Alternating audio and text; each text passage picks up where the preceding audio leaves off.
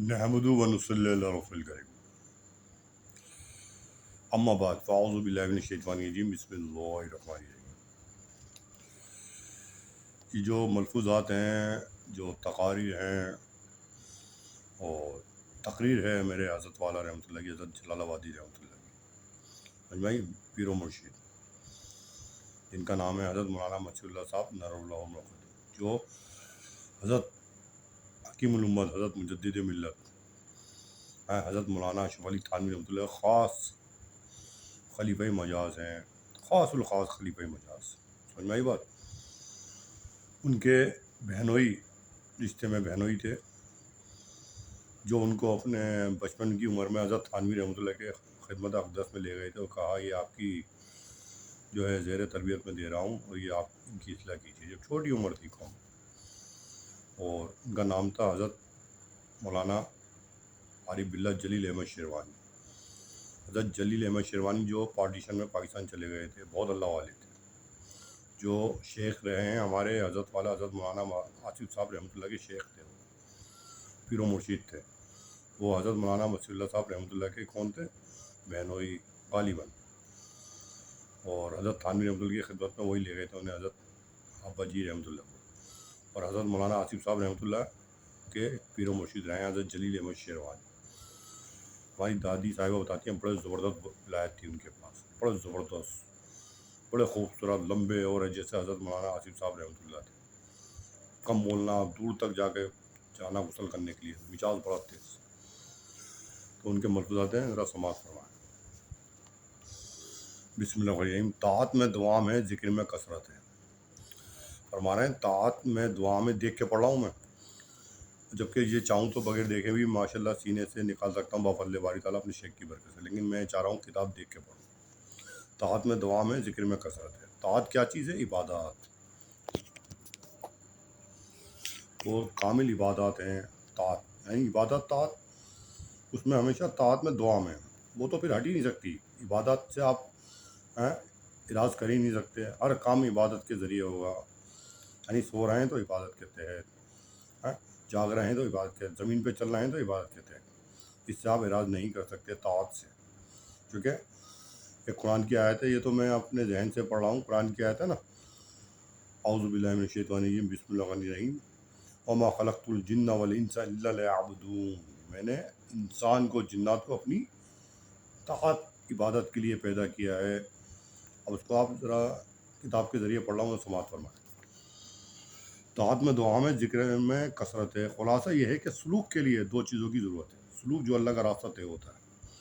असल अल्लाह का रास्ता क्या है? जो मैं पढ़ रहा हूँ, अल्लाह का रास्ता तय करने के लिए दो चीज़ों की ज़रूरत होती है, जो अल्लाह का रास्ता तय होता है। नहीं, अल्लाह के रास्ते में आप निकले हुए हैं। दुआम, ताअत और कसरत ज़िक्र। दुआम ताअत यानी जो मैंने बता दिया, हमेशा दुआम ताअत, हमेशा इबादत के साथ ज़िंदगी गुजारेंगे आप। दुआम का मतलब होता है हमेशा एकदम। ताअत में तो दुआम है, मगर ज़िक्र में कसरत तो है, दुआम नहीं। मगर ज़िक्र में कसरत है, दुआम नहीं। ज़िक्र बाज़ औक़ात छूट जाता है। समझ में आई बात? क्योंकि ताअत से तो कभी और किसी वक्त भी, कोई सूरत में भी खाली होने का सवाल ही पैदा नहीं होता। देखो क्या फरमा रहा है हज़रत वाला, ताअत में तो दुआम है, मगर ज़िक्र में कसरत तो है, दुआम नहीं है। क्योंकि ताअत से तो कभी और किसी वक्त भी, किसी सूरत में भी खाली होने का सवाल ही पैदा नहीं होता। कलाम के मौके पर भी ताअत है। यानी आप किसी से कलाम कर रहे हैं ना, उस वक्त भी आप ताअत को देखेंगे। इबादत के साथ, जो इबादत के उसूल हैं उसके साथ उस कलाम करेंगे किसी बंदे से। किसी की तरफ देखो तो वहाँ भी ताअत है, यानी किसी पे निगाह डाल रहे हैं, वो भी ताअत है, ज़ाहिर बात है। चुप रहना अगर हो रहा है तो वहाँ भी ताअत है। जहाँ हिकमत है, चुप हो जाओ, वहाँ भी ताअत है। तो हरकत में भी ताअत है, सुकून में भी ताअत है। यानी जो आपके आज़ा हरकत कर रहे हैं उसमें भी ताअत होनी चाहिए। इबादत के तहत हो, सुकून है तो वो भी ताअत है। इससे खाली होने का सवाल ही पैदा नहीं होता। तो ताअत में तो दुआम है, मगर ज़िक्र में दुआम ये आदतन महाल है। जब किसी ताअत में नमाज के साथ लग गया तो ज़िक्र आदतन छूट गया। जब कोई इबादत कर रहा है ना, ज़ाहिरी बात है ज़िक्र तो छूट ही जाएगा, लेकिन ताअत में दुआम हमेशा रहेगा मरते दम तक। लेकिन दिल में ज़िक्र बैठा हुआ है, यानी आप दिल से ज़िक्र कर रहे हैं। क्योंकि जब इबादत में लगे हुए हैं, ताअत में, किसी काम में, हरकत, किसी में जो भी काम कर रहे हैं ना, लेकिन दिल में तो ज़िक्र जमा हुआ है। एक तरह से दिल भी आपका अल्लाह से जुड़ा हुआ है। ये दुआम ताअत इसी ज़िक्र कल्बी का असर है। ये दुआम ताअत اسی ذکر قلبی کا اثر ہے جو دل میں جمع ہوا ہے. ہاں جو دل میں بیٹھا ہوا ہے وہی تو ذکر اصلی ہے. کہ ایمان تو اصلی تصدیق قلبی کا نام ہے اور اقرار باللسان اس کی ترجمانی ہے. سمجھ میں آئی بات کیا لکھ رہے ہیں حضرت والا؟ اس تصدیق قلبی کا اقرار ہر وقت کہاں کر رہا ہے؟ جب کوئی پوچھے گا کہہ دے گا لا الہ الا اللہ محمد رسول اللہ. کوئی نہیں معبود سوائے اللہ کی، بات کے قابل کوئی نہیں اللہ کے سوا. اور محمد مصطفیٰ صلی اللہ علیہ وسلم ان کے کون ہیں؟ پیغمبر ہیں، ان کے رسول ہیں. مگر ایمان ہر وقت دل میں بیٹھا ہوا ہے، ہر وقت ایمان دل میں بیٹھا ہوا ہے. ہیکر کو ایک بات یاد آ گئی، شاید پھر بھول جائے. وَأَلْزَمَهُمْ کلمات التقویٰ، اللہ نے ان کے دل میں کلمہ تقویٰ چپکا دیا ہے. یہ دلیل ہے اس بات کی کلمہ تقویٰ دل میں بیٹھا ہوا ہے. سمجھ میں آئی بات؟ مطلب یہ ہے کہ صحابہ کرام پہلے کیسے تھے اب کیسے ہو گئے. یعنی پہلے صحابہ کرام کیسے تھے، سمجھ میں آئی؟ جو حضور کی اس میں تربیت، جتنی تربیت ہوتی گئی پھر کیسے ہوتے گئے. مطلب یہ ہے کہ صحابہ کرام پہلے کیسے تھے اب کیسے ہو گئے. پہلے ایسے تھے کہ خلاف طبیعت پیش آنے پر لڑنے مرنے کو تیار ہو جاتے تھے. پہلے مزاج کوئی خلاف طبیعت ہوتی ہے لڑنے مرنے کو تیار ہو جاتی تھے. اور اب ایسے ہو گئے کفار سخت شرطیں لگا رہے ہیں، مگر اللہ کے رسول کے سامنے اپنے آپ کو پامال کیے ہوئے ہیں. کیونکہ ہم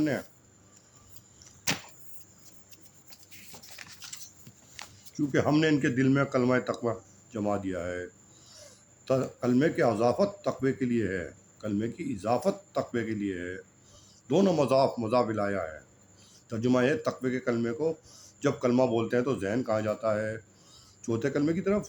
جب کسی سے کہا جاوے کہ بھائی کلمہ سنانا تو وہ چھوٹا کلمہ سنائے گا؟ نہیں بلکہ کلمہ طیب سنائے گا. کلمہ طیب کیا ہے؟ لا الہ الا اللہ محمد رسول اللہ. کلمہ طیب کی حقیقت کیا ہے؟ ذات باری تعالیٰ کا موصوف با کمالات ہونا. کلمہ طیب کی حقیقت کیا ہے؟ اس کی ایک حقیقت ہے. کیا حقیقت ہے؟ ذات باری تعالیٰ کا موصوف با کمال ہونا. اللہ تبارک تعالیٰ کا موصوف با کمالات ہونا. کلمہ طیب کی حقیقت یہ ہے. نقائص و عیوب سے منزہ ہونا. اپنے اندر جو ہیں اللہ تعالیٰ جو ہے کس چیز سے پاک ہے؟ تمام عیوب سے پاک ہیں. اور تمام موصوف و کمالات ہونا اللہ تعالیٰ کا عبادت کے لائق ہے اس کی. اور رسول اللہ صلی اللہ علیہ وسلم کا موصوف بہ رسالت ہونا. حقیقت کلمے کی کیا ہے؟ ذات باری تعالیٰ کا موصوف با کمالات ہونا. تمام کمالات سے آپ موصوف ہیں اللہ تبارک تعالیٰ. اور نقائص و عیوب سے منزہ ہونا، یعنی اللہ تعالیٰ تمام عیوب و نقائص سے منزہ ہیں. اور رسول اللہ صلی اللہ علیہ وسلم کی کا موصوف برسالت ہونا. یہ ہے کلمہ طیبہ کی حقیقت. اب سوال یہ کہ اس کلمہ طیب کا تقاضا کیا ہے، اس کا مقتضا کیا ہے، اس کا تقاضا کیا ہے؟ اس کا تقاضا یہ تقویٰ. اس لیے کلمے کی اضافت تقوی کی طرف آ گئی. اور تقوی کی حقیقت کیا ہے؟ تقوی کی حقیقت کیا ہے؟ دوام طاعت. تو کلمے کا تقاضا کیا ہے؟ دوام طاعت. ترتیب خیال شریف میں آئیے. ایہت طلاب. جب کلمہ اختیار کیا ہے تو جو کہ وہ امام ہے تقویٰ بھی اختیار کرو. حکم کو مانو. حکم ماننا ہی تمام دعات ہے. اللہ تعالیٰ کا حکم مانو. حکم ماننا ہی تمام دعات ہے.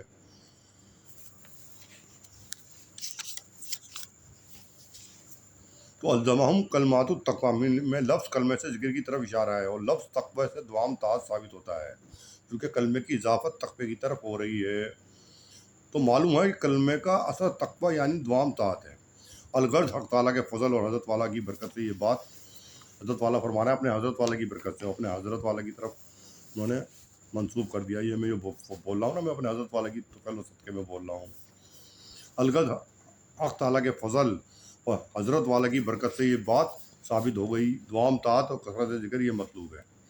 دوام طاعت سے مراد اعمال ظاہرہ، یعنی دوام طاعت سے مراد اعمال ظاہرہ اور اعمال باطنہ کی پابندی. طاعت کیا ہے؟ اصل چیز، اصل حقیقت طاعت کی کیا ہے؟ عبادت کی حقیقت کیا ہے؟ اصل عبادت کی حقیقت یہ ہے اعمال ظاہرہ، جتنے بھی اعمال ظاہرہ ہیں جو حرکات اور سکنات ہوتے ہیں اعضاء جوارح سے، حواس خمسہ سے. یعنی حواس خمسہ آنکھیں ہیں، سونگھنے کی چیز، بولنے کی چیز، سماعت کی چیز، یہ تمام حواس خمسہ ہیں 5. اور اعضاء جوارح سے یعنی ہاتھ پیروں سے جو بھی کام اعمال ظاہرہ ہیں وہ سرزد ہوں گے آپ کے. اعمال ظاہرہ اور اعمال باطنہ کی پابندی ہے. اور کثرت ذکر سے مراد کثرت سے زبان پر ذکر جاری رہنا ہے. جب فرصت ملے تو فوراً ذکر شروع کر دیا جائے، یعنی طاعت سے ہٹ گئے آپ، چل پھر رہے ہیں بازار میں، تو ذکر کے ساتھ چلیں آپ۔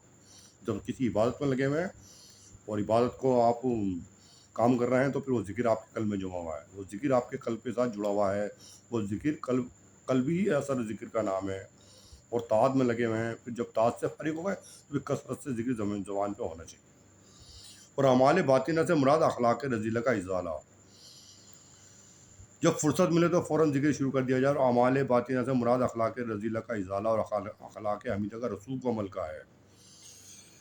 اعمال باطنہ کیا؟ اخلاق رذائل، یعنی رذائل کیا؟ جو بری بیماریاں ہیں، یعنی کبر، حسد، کینہ، بغض، حب جاہ، یعنی میرے پاس حب جاہ مال آ جائے، حب جاہ یعنی عزت شہرت میں میرا نام ہو، یعنی لوگ مجھے اپنی مطلب جو ہے میں مشہور ہو جاؤں دنیا میں، میرا نام نمود ہو، لوگ میرے ہزاروں مرید ہو جائیں۔ کیا ہے حب جاہ؟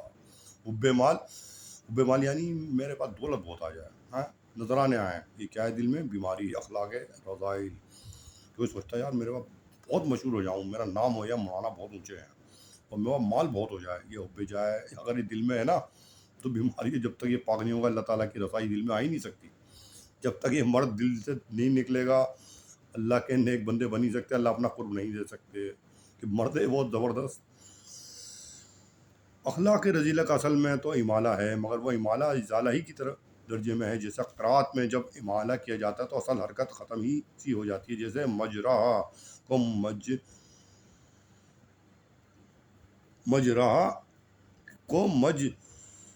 مجرحہ پڑھتے ہیں، تو زبر جو اصل حرکت ہے امالہ میں ختم ہی سی ہو جاتی ہے۔ سمجھ بھائی؟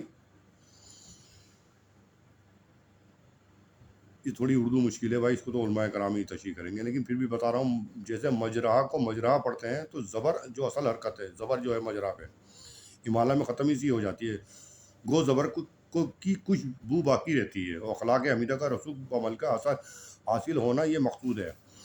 اخلاق حمیدہ کا رسوخ و عمل کا حاصل ہونا یہ مقصود ہے، اصل اخلاق حمیدہ اگر حاصل ہو جائے یہ اصل مقصود ہے۔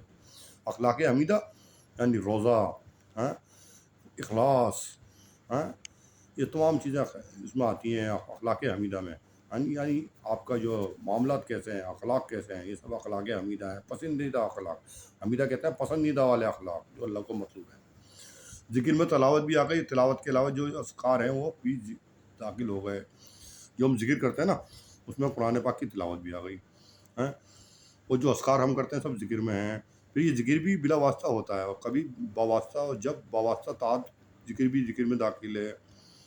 چنانچہ ارشاد ہے کل مطیع اللہ فہو ذاکر، یہ حدیث پاک ہے، حضور اقدس سرور کونین تاجدار انبیاء مقارم الاخلاق حضرت محمد مصطفیٰ صلی اللہ علیہ وسلم کی حدیث مبارک کیا ہے؟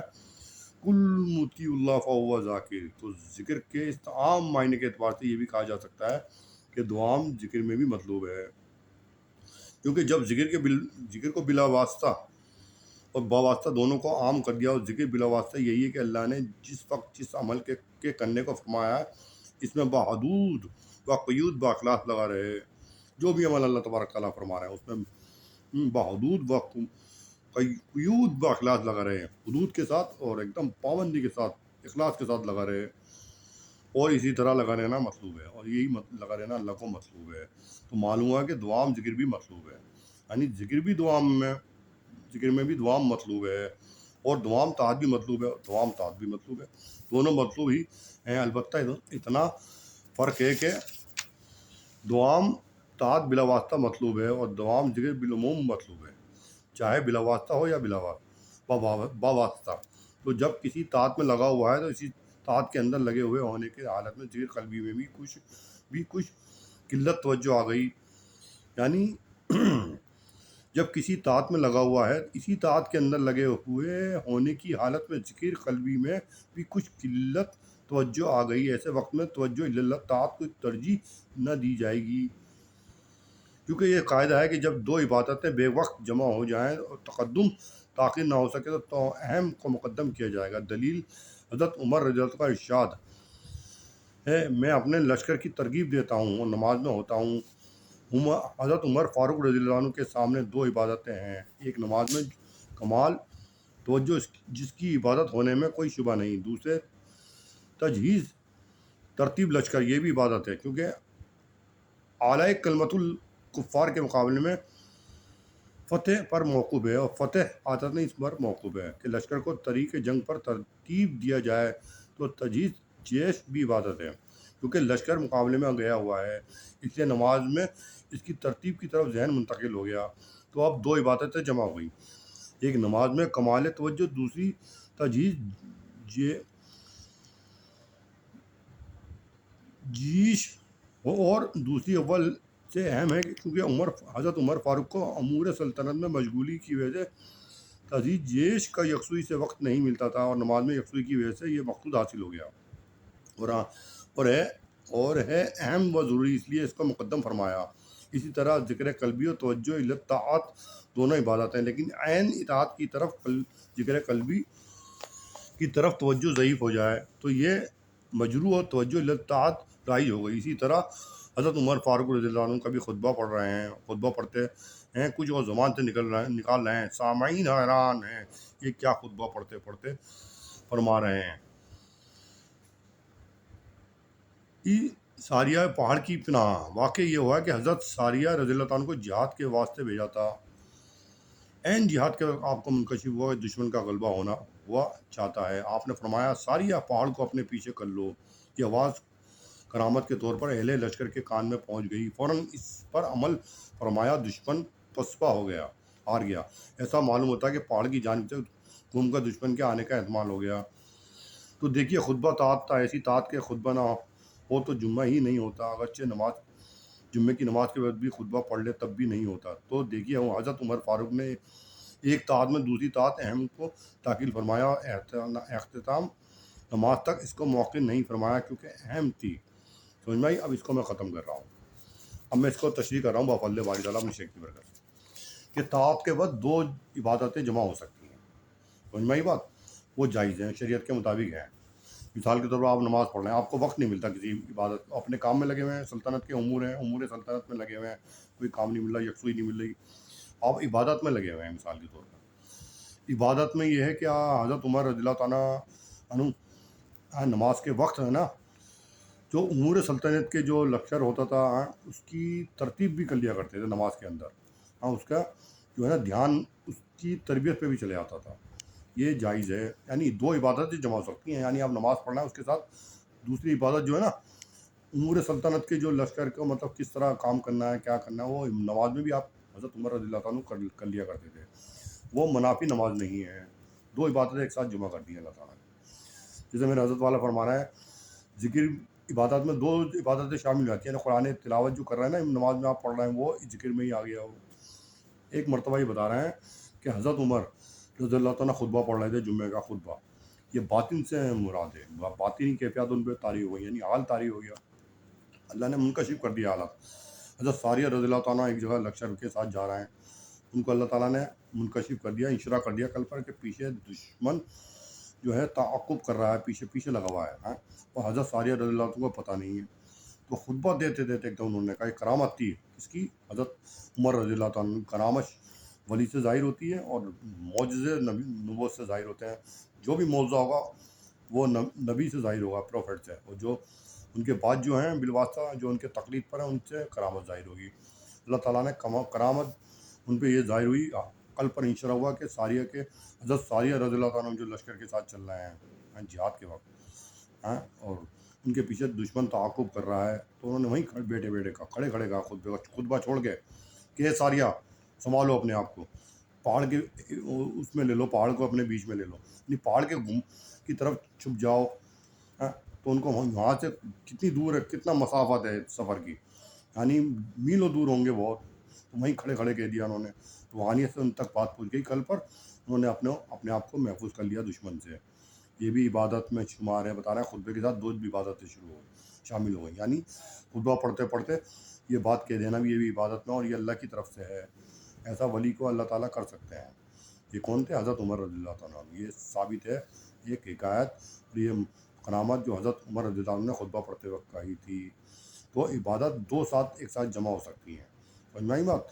اس لیے نماز پڑھتے پڑھتے جو ہے آپ جو بھی کسی مسئلے پر آ جائیں، مثال کے طور پر یہ بتایا سہل زمان میں کہ نماز پڑھتے پڑھتے کوئی مسئلہ بھی آپ نماز کے اندر حل کر سکتے ہیں، یہ خشوع سے منافی نہیں ہے، خشوع اور خضوع سے منافی نہیں ہے، سمجھ میں آئی بات؟ کیونکہ حضرت عمر رضی اللہ عنہ نماز کے اندر امور سلطنت کے ہاں کام کو بھی سنبھال لیا کرتے تھے نماز کے دوران، یکسوئی انہیں وقت میں ملتی نہیں تھی تو اس وقت وہ کر لیا کرتے تھے، تو طاعت کے ساتھ دو طاعت جمع ہو سکتی ہیں، سمجھ میں آئی بات؟ تو اس لیے کوئی بھی کام میں آپ دعام کریں، طاعت میں دعام ہے اور ذکر میں کثرت ہے، یعنی جب آپ کسی طاعت میں لگے ہوئے نا عبادت میں، اللہ کی عبادت کے ساتھ کوئی کام کر رہے ہیں وہ سمجھ لو ذکر ہی ہے، وہ قلبی ذکر آپ کے ساتھ جڑا ہوا ہے، اصل یہ چیز ہے ساری۔ حضرت والا رحمۃ اللہ نے اپنی مجالس مسیح امت میں ہاں اس کا انشرا کر دیا، اس کو اپنے زبان مبارک سے بتا دیا، سمجھ میں آئی بات؟ یہ تمام چیزیں ہیں جو میں نے آپ کے خدمت اقدس میں عرض کرتی ہیں۔ اللہ تعالیٰ اس کو ذہن نشی کرے اور آپ کو اعمال صالحہ کی توفیق آسانی سے نوازے، اور آپ کے طفیل میں مجھے بھی مرتے دم تک آپ کو مجھے ثواب اللہ نعمت عطا فرمائے، اور غیروں کو جو غیر ہیں ان کے لیے میں دعا کرتا ہوں اللہ تعالیٰ انہیں کامل توحید کی طرف مستمرہ عطا فرمائے، اللہ تعالیٰ انہیں ہدایت کامل عطا فرمائے، آمین ثم آمین۔ یا سید المرسلین حضرت محمد مصطفیٰ صلی اللہ علیہ وسلم کثیرا کثیرا۔